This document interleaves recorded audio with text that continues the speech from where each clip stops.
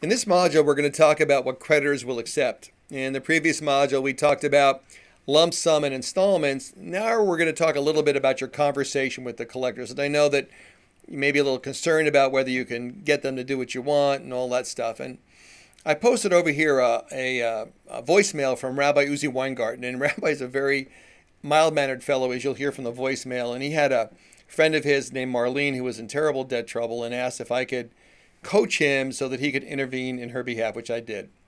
And you'll hear from the voicemail that he was very effective in helping Marlene and getting the outcome that she needed.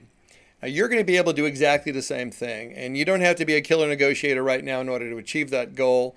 Maybe at the end of a couple of months of doing this, it's kind of like learning tennis. You can know the strokes, but until you practice them, you really don't become really good at it.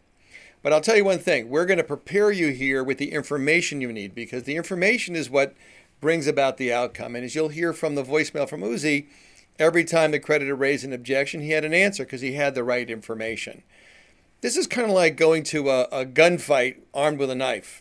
Your collectors are professionals, you're an amateur, and you going with a knife to a gunfight is never going to work out.